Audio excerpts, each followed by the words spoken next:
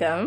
நான் கீதா அன்பழகன். இன்றைக்கி என்ன பதிவு நம்ம பார்க்க போகிறோம் அப்படின்னா, இப்போது இந்த மே மாதம் வருகின்ற முதல் மைத்ரேய முகூர்த்தம்.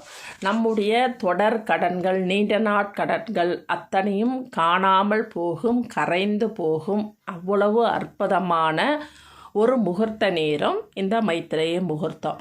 இந்த மைத்ரேய முகூர்த்தத்தை பற்றி நான் நிறைய மாதம் பதிவுகள் போட்டிருக்கேன். ஒரு மாதத்துக்கு 2 அல்லது 3 முகூர்த்தங்கள் வரும்.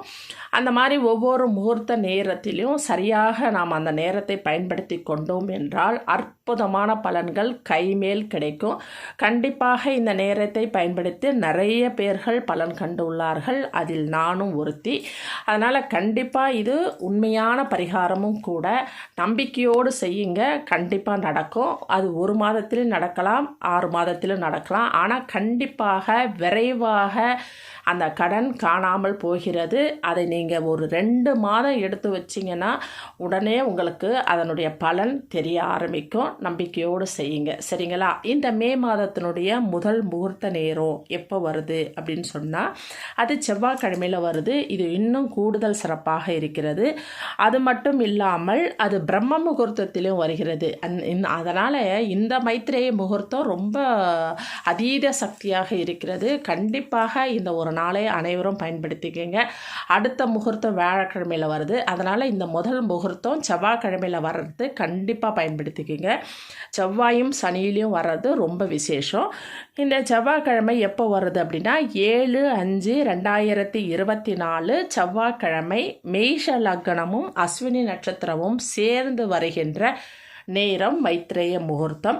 அது எந்த நேரம் அப்படின்னு சொன்னால், இந்த மைத்ரேய முகூர்த்தம்னா நம்ம ஒவ்வொரு முகூர்த்தம் ஒவ்வொரு விசேஷத்துக்கு வச்சுருக்கோம். அதாவது கோதிலி முகூர்த்தம், அபிஜித் முகூர்த்தம், விவாக முகூர்த்தம் அப்படின்னு சொல்லிட்டு அந்தந்த நேரத்தில் அந்த முகூர்த்த நேரங்களை பயன்படுத்திக்கணும் அப்படின்னு சொன்னால் அதனுடைய வேலைகள் கூடுதலாக நமக்கு சிறப்பாக முடியும். அந்த மாதிரி மைத்ரேய முகூர்த்தம் என்பது நம்ம கடனை அடைவதற்கு மட்டும்தான் இந்த முகூர்த்த நேரத்தை பயன்படுத்திக்கணும். மற்ற நேரத்தில் பயன்படுத்தக்கூடாது. மற்ற வேலைக்கு இது செய்யக்கூடாது. கண்டிப்பாக இது கடன் அடைவதற்காகத்தான். இது எப்படி வருது, எப்படி செய்யணும் அப்படின்னு சொன்னால், நம்ம அந்த நேரத்தில் நீங்கள் தனிநபரிடம் வாங்கினீங்களோ இல்லை வங்கியில் வாங்கினீங்களோ இல்லை அது வேறு எந்த இடத்துல வாங்கியிருக்கீங்களோ அந்த இடத்துல முடிந்தால் கண்டிப்பாக நீங்கள் வாங்கிய தொகையில் அசலில் ஒரு பகுதியை கண்டிப்பாக எடுத்துகிட்டு போயிட்டு அன்றைக்கி வாங்கினவர்கிட்ட கொடுங்க. இல்லைன்னா வாங்கிய வங்கியில் கட்டுங்க. வட்டியை கட்டக்கூடிய நாள் கரிநாளில் நம்ம வட்டியில் ஒரு பகுதியை கட்டணும் அப்படின்னு சொன்னால் வட்டி கட்டுற தன்மையே நமக்கு இல்லாமல் அந்த இடம் நமக்கு முழுவதமாக திரும்பி வந்துடும். அது கரிநாள். அசலில் ஒரு பகுதியை கட்டக்கூடிய நாள் மைத்ரேய முகூர்த்தம். அதனால் நீங்கள் ஒரு 1 லட்ச ரூபாய் வாங்கியிருக்கிறீங்கன்னா அதுலேருந்து ஒரு 1000 ரூபாவோ ஒரு 10,000 ரூபாயோ உங்களால் அன்றைக்கி எவ்வளோ முடியுமோ அந்த தொகையை எடுத்துகிட்டு போயிட்டு அந்த நேரத்தில் கட்டுங்க.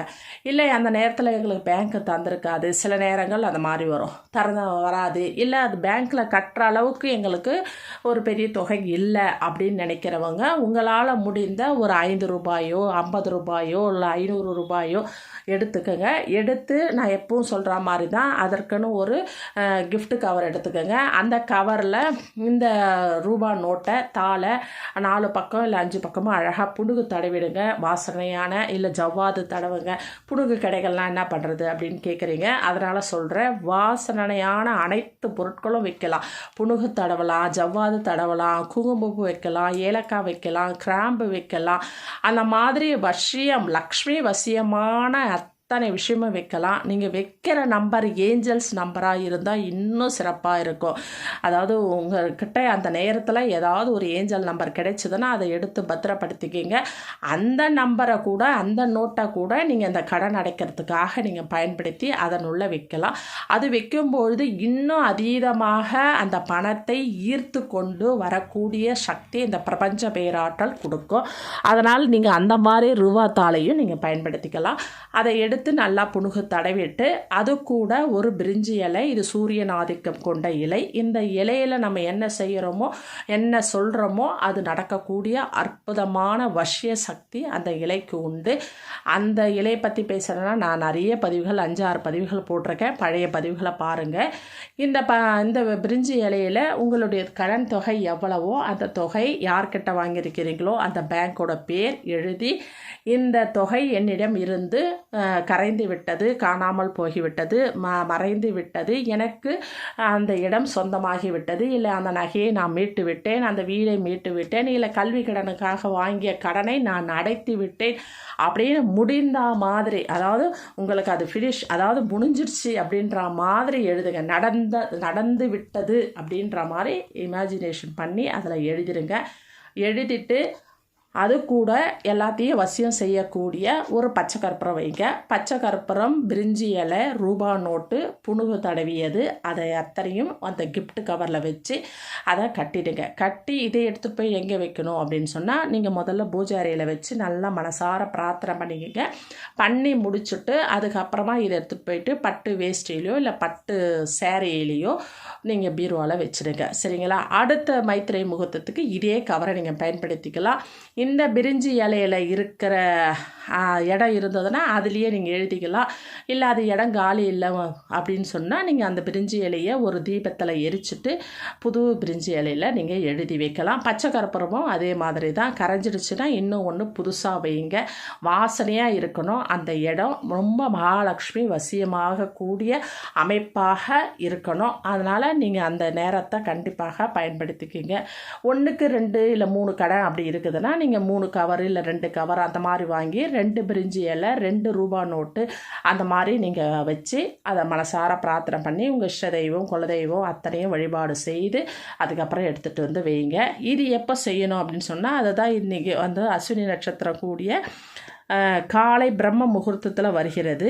அதாவது 4:29 AM-லிருந்து 6:16 AM வரை இருக்கிற இந்த நேரம் வந்து ஏன் அவ்வளோ விசேஷமாக இருக்குதுன்னா, பிரம்ம முகூர்த்தத்தில் வருது. அதாவது 4:06ன்னு சொல்லுவோம் இல்லையா, அந்த மாதிரி பிரம்ம முகூர்த்தத்தில் வருது. அது மட்டும் இல்லாமல் முடிகிற நேரம் கூட பாருங்கள், 6:16 முடியுது. அப்போ நீங்கள் 6 மணிக்கு வச்சிங்கன்னா கூட அது ரொம்ப விசேஷம். ஏன்னா செவ்வாய்க்கிழமை செவ்வாய் ஓரையாக வருது உங்களுக்கு. சரி, நடுவில் வைக்கிறீங்க, 4:06 வைக்கிறீங்க அப்படின்னு சொன்னால் அது பிரம்ம முகூர்த்தமாக இருக்குது. மொத்தத்தில் நீங்கள் வைக்கிற நாள் செவ்வாய்க்கிழமையாக இருக்குது. அது எல்லாமே பார்த்தீங்கன்னா ரொம்ப அதீதமாக இருக்குது சக்தியாக. அதனால் கண்டிப்பாக இந்த நாளை யாரும் மறந்துடாதீங்க. அதனால் கண்டிப்பாக இதை செய்யுங்க. செஞ்சு பாருங்கள், கைமேல் பலன் உங்களுக்கு கண்டிப்பாக கிடைக்கும். திரும்பவும் சொல்கிறேன், அஸ்வினி நட்சத்திரம், மேஷ லக்னம் கூடிய 7/5/2024 செவ்வாய்க்கிழமை விடியற்காலை 4:29 முதல் 6:16 வரை உள்ள இந்த நேரத்தில், இந்த மைத்திரை முகூர்த்த நேரத்தில் கடனில் அசலில் ஒரு பகுதியை நீங்கள் கண்டிப்பாக வாங்கிய நபரிடம் கொடுங்கள், அல்லது அந்த காசை கவரில் போட்டு உங்கள் வீட்டு பீரோவில் பட்டு துணியில் வைங்க. இது வைக்கும் பொழுது நீங்கள் குளிக்கணுமா அப்படிலாம் கேட்டால் அது உங்களுடைய விருப்பம். நீங்கள் சுத்தமாக இருந்தீங்கன்னா முகம் கால் கழுவிட்டு நீங்கள் போயிட்டு எடுத்து வைக்கலாம். இல்லைனா விசேஷமாக நான் செய்கிறேன் அப்படின்னா நீங்கள் குளிச்சுட்டு அழகாக பூஜை அறையில் அன்றைக்கி செவ்வாய்க்கிழமை நீங்கள் வெற்றிலை தீபம் போடலாம், நெய் தீபம் போடலாம், மிளகு தீபம் போடலாம். நான் நிறைய தீபங்கள் போட்டிருக்கேன். அதில் உங்களால் ஏதாவது முடிஞ்சுது அப்படின்னு சொன்னால் கண்டிப்பாக அதை போட்டு நீங்கள் செய்யுங்க, இன்னும் கூடுதல் சிறப்பாக இருக்கும். இல்லை நீங்கள் வந்து துவரம்பருப்பை தூவிட்டு அதன் மேலே விளக்க போடலாம், துவரம்பருப்பு தீபம். அதை போட்டுட்டு நீங்கள் இந்த கவரை எடுத்து வச்சுட்டு அதுக்கப்புறம் அதை வந்து நீங்கள் வடக்கு பக்கமாக தூவி விட்டுருங்க. அந்த பருப்பை பறவைகளுக்கு உணவாக ஆகட்டும். கண்டிப்பாக அந்த மாதிரி செஞ்சிங்கன்னா இன்னும் சிறப்பாக இருக்கும். நம்பரில் வந்து ஏஞ்சல்ஸ் நம்பரு, லக்ஷ்மி வசிய நம்பர், அது மாதிரிலாம் இருக்குது. அது மாதிரியே நீங்கள் எழுதி வைக்கலாம். அந்த மாதிரி நோட்டையும் நீங்கள் இதற்காக பயன்படுத்திக்கலாம். அது 10 ரூபா இருந்தால் கூட பரவாயில்ல. அதில் 786 நம்பர் வந்திருக்கா, இல்லை 555 வந்திருக்கா, 333 வந்திருக்கா, 444 வந்திருக்கா, அது மாதிரி ஏதோ ஒரு ஏஞ்சல்ஸ் நம்பர் வருதா, தேவதையே வசீகரிக்க போது நீங்கள் சொல்கிற எண்ணத்தை அது ஈர்த்து கொண்டு பிரபஞ்ச பேராற்றலிடம் சென்றடையும். அதனால் கண்டிப்பாக நீங்கள் அந்த 10 ரூபா நோட்டுனா கூட பரவாயில்ல, அதை வைங்க. வைக்கும் பொழுது கண்டிப்பாக உங்களுக்கு அதீத சக்தியாக இருக்கும். கண்டிப்பாக இந்த கடன் அடையும். எனக்கே நிறைய பதிவுகள் போட்டிருக்கீங்க, நிறைய பேர் கமெண்ட் பண்ணுறீங்க. அது மட்டும் இல்லாமல் நிறைய ஃபோன் பண்ணி சொல்கிறீங்க எனக்கும் கடன் அடைஞ்சிருக்குது. கண்டிப்பாக இது உண்மையாக நடக்குது, நடக்கிற விஷயம். இது ஆணித்தரமாக சொல்லலாம். கண்டிப்பாக கைமேல் பலன் கொடுக்கக்கூடிய ஒரு பரிகாரம். அதனால் எல்லாரும் செய்யணும். இதை மட்டும் செய்யாமல் இருக்கக்கூடாது. ஏன்னா அவ்வளவு விசேஷமாக நிறைய பேருக்கு வருது. அப்படி இருக்கும்பொழுது இதை தெரிஞ்சு நம்ம இதை ஏன் விடுவானே, அதனால தான் கண்டிப்பாக இவ்வளோ அழுத்தமாக சொல்கிறேன். அதனால் கண்டிப்பாக செய்யுங்க. இந்த மைத்ரேய முகூர்த்தம் அதுவும் செவ்வாய்க்கிழமையில் வருது, கூடுதல் விசேஷம். கண்டிப்பாக செய்வோம். நம்மளுடைய கடன்களில் இருந்து வெளிவந்து நாம் நிம்மதியாக வாழ்வோம். சரிங்களா? நன்றி, வணக்கம், வாழ்க வளமுடன். இந்த வீடியோவை சப்ஸ்கிரைப் பண்ணுங்கள், ஷேர் பண்ணுங்கள், லைக் பண்ணுங்கள். தேங்க்யூ.